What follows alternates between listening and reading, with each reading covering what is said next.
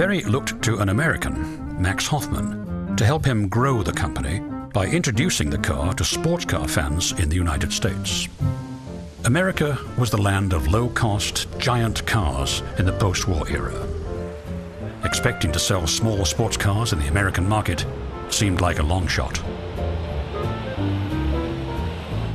However, Ferry knew there was a passion in the United States for the small British MG sports cars. He hoped to capitalize on that interest. Hoffman thought he should redesign the car to make it look more like the MG. Although Ferry resisted, Hoffman agreed to represent the cars. The Porsche 356 offered more performance and style than the MG. It was more fun to drive and more reliable, although more expensive. It began to find a niche. By 1954, Hoffman was selling 11 cars a week, 30% of the factory's output. The car's design could add a little excitement to driving. The engine in the rear shifted the weight distribution, which could cause the car's back end to come loose during a turn. Drivers had to have a fast pair of wrists and a great seat-of-the-pants feel for driving. It was a test of skill. Some said, if you could drive a Porsche, you could drive anything. To spur demand, Ferry began to enter modified production cars into racing events. The 356s achieved a number of racing successes in Europe and in North America, including class wins at Le Mans in 1951 and 1952. By the mid-1950s, Porsche was able to develop cars built primarily for racing, the 550 series Spyders. These lightweight, open-topped two-seaters, with aluminum bodies sitting on a tubular frame, were spectacular and fast. In 1955, Porsche was ready to take the new Spyders to the 24-hour race at Le Mans. Ferry Porsche had high hopes for the factory team that would be competing against the world's best cars and drivers.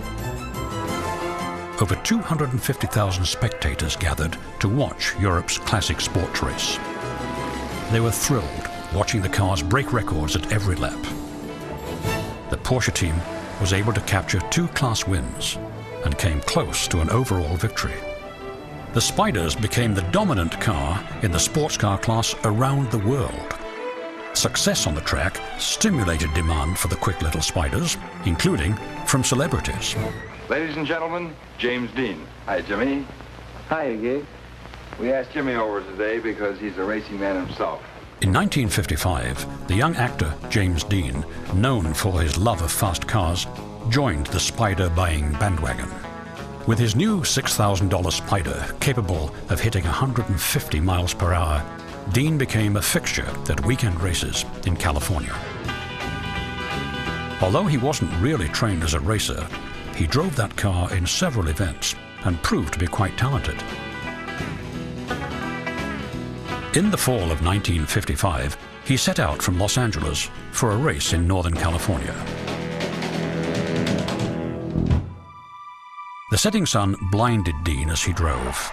He didn't see a Ford sedan pull out into an intersection. His car collided with the other car. Dean was killed instantly.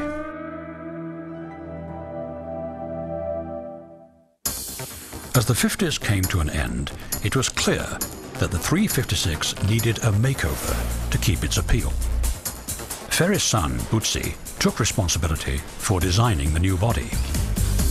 In 1963, the new 901 debuted at the Frankfurt Auto Show.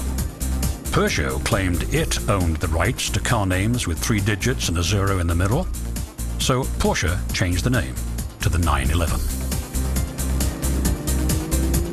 The car's configuration was similar to the 356. Its engine was still in the rear and was air-cooled. However, it was more powerful since it had 6 cylinders instead of 4. This gave the new car a top speed of about 130 miles per hour. One thing the company lacked was an open roadster model of the 911. Safety concerns were mounting, so the designers developed an open car with a built-in roll bar. They called it the Targa.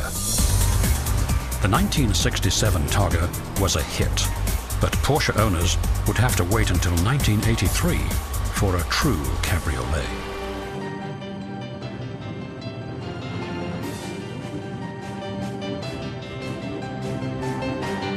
The late 1960s saw the creation of a seminal Porsche, the 908.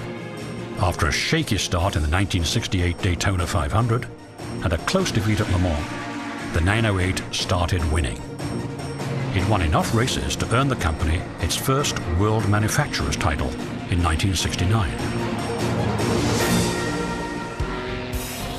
The 908 led to the development of one of the most famous Porsche racing cars, the 917. The 917 is considered to be the most important historic racing Porsche. It first hit the track in 1969 with a 4.5-litre, 550 horsepower, 12-cylinder engine. The 917 gave Porsche its second consecutive World Manufacturers Championship, and in 1970, its first outright Le Mans victory. Porsche created 25 of the costly cars so they would qualify the production model. Some said the only thing they had in common with a production car was that they had a wheel at each corner. The 908's 220+ miles per hour top speed created the biggest initial problem with the cars. The rear end would lift and the cars would be hard to steer. The problem was fixed by reshaping the tail into an upraised wedge. Once the aerodynamic fix was developed, the car began to dominate the tracks of Europe. Its main rival, the Ferrari 512, was a fearsome competitor. But in 1971, Porsche scored another Le Mans victory. The stunning back-to-back triumphs at Le Mans helped to earn the car its legendary status. Porsche continued racing on all the major tracks of the world and in some offbeat venues. In the late 1970s, the company saw its cars entered into extreme endurance rallies. The 911s were being taken off-road and pushed to see how sure-footed they were. Some decided to challenge racing's outer limits, Africa. People took the 911s into the toughest environments to test themselves and the cars. In 1986, Porsche's new limited edition four-wheel drive 959 entered the Paris-Dakar Rally, the ultimate Mad Max-like event across the untamed African interior. Some thought taking the reformulated 911 into this inhospitable environment would be a nightmare. This is a race for rough and tumble off-road vehicles.